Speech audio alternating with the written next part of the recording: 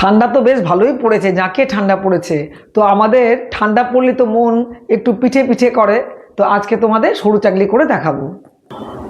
দেখো এখানে আমি 1 কাপ সেদ্ধ চাল আর 3 ভাগে 1 ভাগ বিউলির ডাল আর 4 ভাগে 1 ভাগ গোবিন্দভোগ চাল একসাথে আমি ভিজিয়ে রেখেছি। সকালবেলায় ভিজিয়ে দিয়েছি, 6 ঘন্টা হয়ে গেছে। এবার এটাকে আমি মিক্সিং জারে একদম মিহি করে পেস্ট করে নেবো। এটা দেখো ওই পেস্টটা আমি করলাম, ওর ঘনত্বটা ঠিক এইরকম আছে। কিন্তু দেখো এতটা মোটা তো আমার চলবে না, আমি এটার মধ্যে অল্প অল্প করে জল মেশাচ্ছি। মৌরি খানিকটা না হালকা করে গুঁড়ি করে রেখেছি, ওটাকে আমি এর মধ্যে দিয়ে দেবো। দিয়ে এবারে আমি জল মেশাবো আস্তে আস্তে করে। প্রথমে একটু একটু করে মেশাবে, খুব ভালো করে এটাকে মিশিয়ে নিতে হবে। কিন্তু আরও একটু জল মেশাবো এর মধ্যে আমি। বেশ পাতলা যদি করো না, তাহলে সরু চাকলিটা বেশ পাতলা হবে।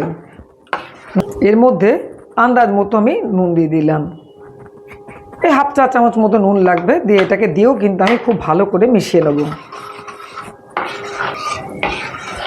দেখো এর ঘনত্বটা এই রকম হবে। একটা হাতা নেবে, তার পেছন দিকটা দেখবে মোটামুটি একটুখানি এই রকম কোটিংটা যেন থাকে। একটা দেখো ননস্টিকের আমি কড়াই চাপিয়ে দিয়েছি, এর মধ্যে একদম 1 ফোঁটা আমি সাদা তেল দেবো। দিয়ে এটাকে আমি একটা টিস্যু পেপার দিয়ে হালকা করে এটাকে মাখিয়ে নেবো চারিদিকে। কড়াইটা কিন্তু খুব ভালো করে কিন্তু এটা গরম হতে হবে।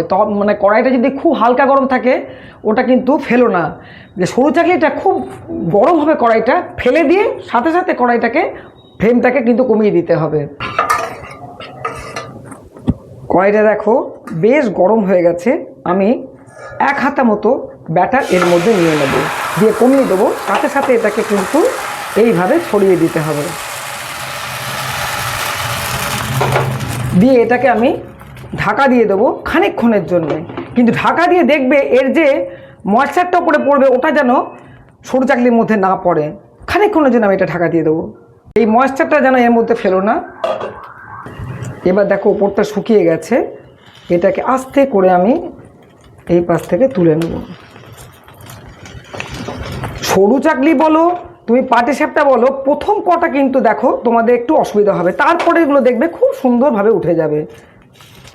ওপরটা দেখো বেশ ভালো শুকনো হয়ে গেছে। এবার এটাকে নিয়ে আমি একটা এইরকম ফুটো ফুটো জালি থালার মধ্যে তুলে দেবো, যাতে এর তলার দিকটাতে বেশ ভালো হাওয়া পেয়ে ড্রাই হয়ে যায়। এটাকে আমি সাইডে রাখলাম। আবার একটুখানি আমি এর মধ্যে তেল লাগিয়ে দিলাম। আরেকটা তোমাদের করে দেখিয়ে দিচ্ছি। বেশ কড়াইটা গরম হয়ে যাক ভালো করে। কড়াইটা কিন্তু একদম ঠান্ডা থাকা যাবে না, গরম অবস্থাতে তোমাদের কিন্তু এই ব্যাটারটা ফেলতে হবে। আরও 1 হাতা ব্যাটার আমি এর মধ্যে জাস্ট এইভাবে দিয়ে দেবো। দিয়ে কড়াইটাকে সাথে সাথে কিন্তু আমি এইভাবে ঘুরিয়ে দেবো।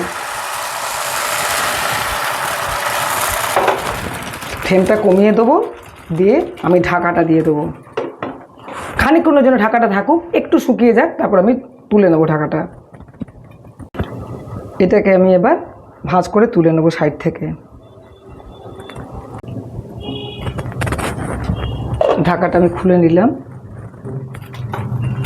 হালকা একটুখানি মনে হচ্ছে আর একটু ড্রাই হবে। দেখো এটা বেশ ড্রাই হয়ে গেছে ওপরটা। এবার এটাকে আমি আস্তে করে সাবধানে তুলবে। এটাকে তুলে নিয়ে এইভাবে এর উপরে দিয়ে দেবে। এই থালাটার উপর কিন্তু অবশ্যই দেবে, নিচের দিকটা কিন্তু এটা ড্রাই হওয়া খুব দরকার। এটাকে রেখে দিলাম পাশে। দেখো সরু চাকলি রেডি হয়ে গেছে। মোটামুটি এতগুলোই হয়েছে ওই মাপটা দিয়ে। আমি যে মাপটা বললাম ওই মাপে যদি তোমরা করো, খুব সুন্দরভাবে তোমাদের সরু চাকলি উঠে আসবে। খুব ভালো করে তোমরা পৌষ সংক্রান্তি সামনেই আসছে, উপভোগ করো, খাও সুন্দর করে, নিজেরা খাও, সবাইকে খাও।